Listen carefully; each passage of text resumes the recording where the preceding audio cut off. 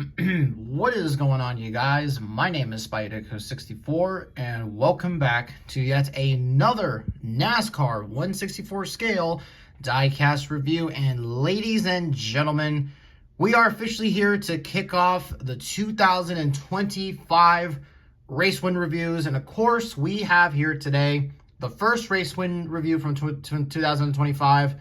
We've kind of basically have taken a look at some 2025 cars here already before. You know, we had a look at some pretty unique looking paint schemes pretty much, but now we are just getting into the race wins.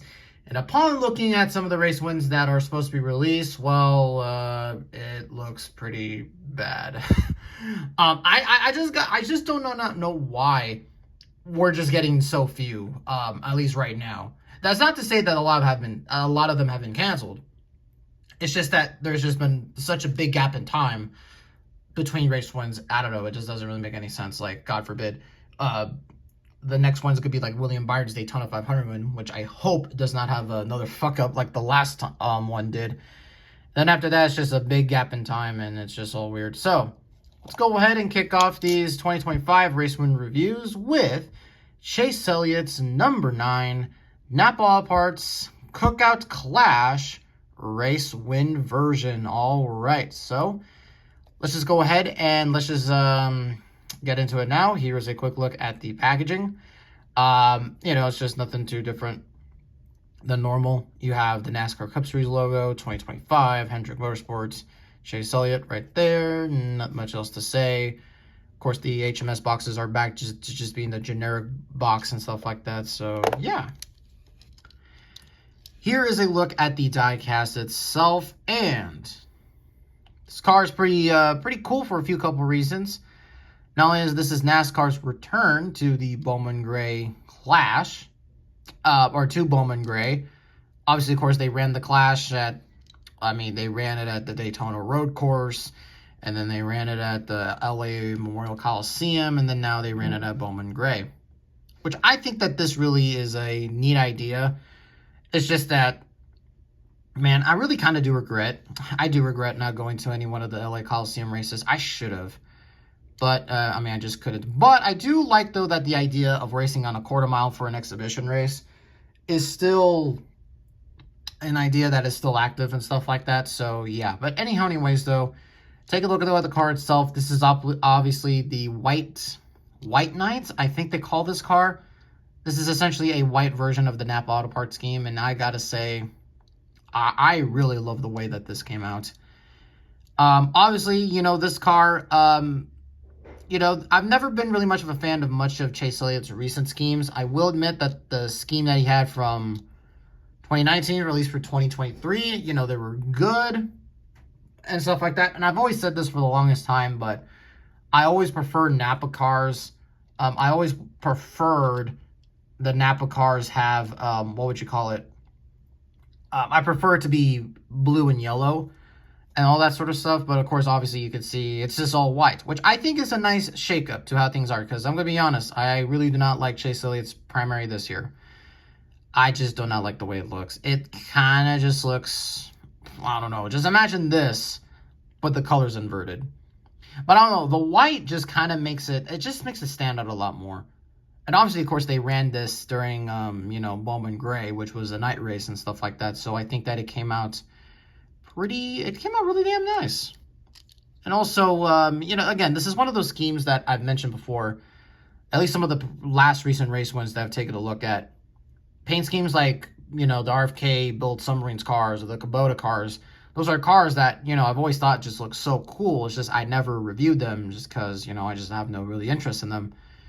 Well, except for the Chastain one, I would have picked it up regardless. But it is cool to get them in race wins, though. So, yeah. But, so this is also our second Bowman Gray car that we were looking at, technically. So, that's also pretty cool. The last review that I did was on the Chastain one. So, that's pretty cool. So, let's just go ahead and have a look at the sponsors. So, on the windshield banner, of course, it says Chevrolet Elliott. It says Napa on the hood, all in blue. Here's the Chevrolet Camaro front nose, number 9, Sinunco, Hendrick Motorsports. Going down to this side, Sinunco, Goodyear. Yeah, we'll go to this side.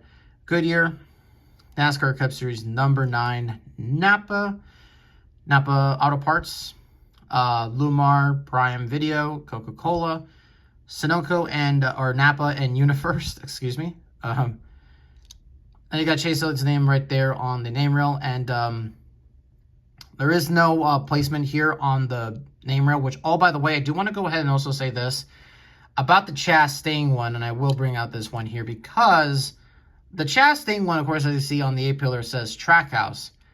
They removed that on the actual car when it ran in real life. So I am glad that they did remove it, because I do not like the sponsorship placement on the A-pillar. And then you got number 9 at Napa Network, Elliott, Napa Auto Parts. Did I say Clear Blue Book? Yeah, right there. You got the Clash Race 1 sticker on the B post. Can I see, what's it read? I see Chevrolet Exalta, Cincinnati, Simeons, and stuff like that. You got the gas cap right there.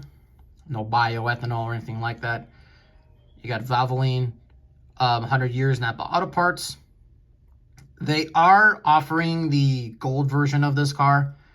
But I really would have wished we would have also got the Hemrick one as well. I would have bought both of those, but nope, got canceled. Says number 9, yeah, it just says Chevrolet, and then same stuff on the other side as usual. And here's an underneath look at the car if you wanted to see that. Pretty glossy finish for this undercover piece. This is a piece that I really do think NASCAR needed to remove for the next gen car. Hell, remove everything underneath the spoiler. We want to see the belly, the real belly of a stock car. Like, this is the belly of a stock car, not this thing. So there you go.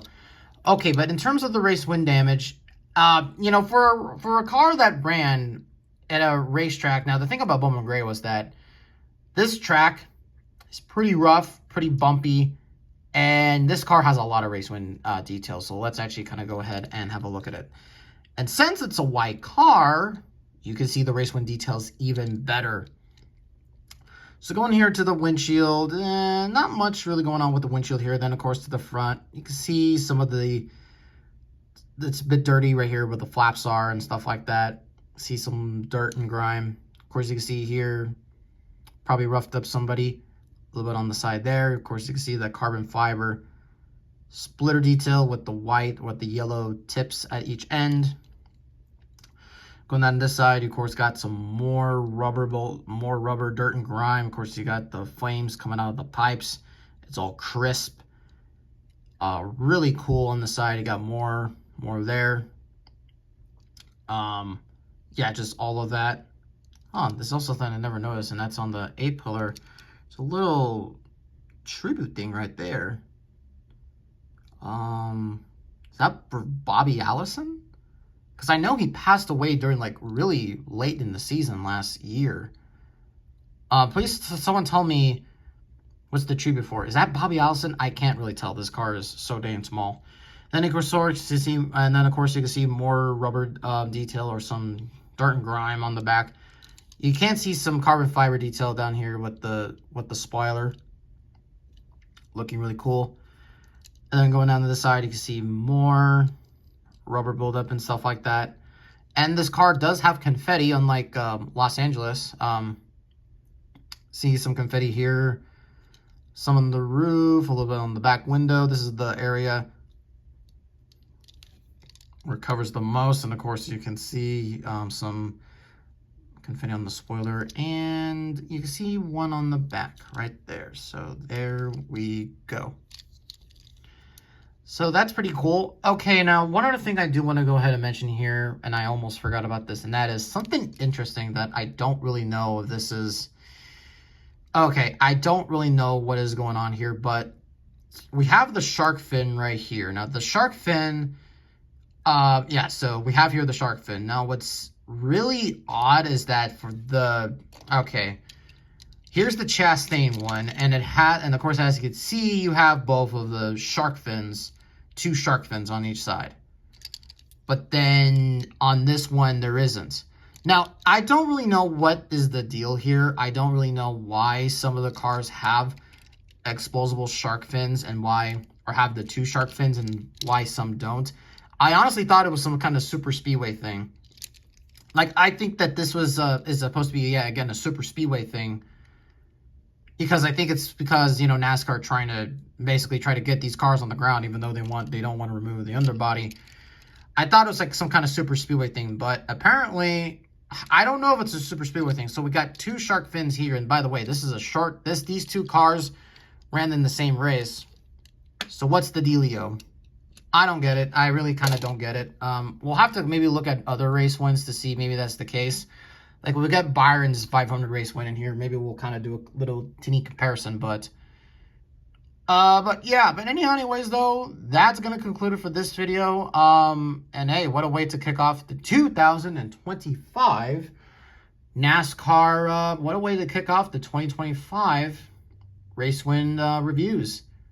And all for this to be all this just so yeah, the next one, the Byron one, that's not gonna come out for a little while. So yeah, but we still got a lot of other race wins that we're gonna be having a look at. And just to give you another preview, oh, okay, save that for later. But yeah, thank you all guys so much for watching this video. Hope all of you enjoyed it, and I will see all of you in the next video. Bye, y'all.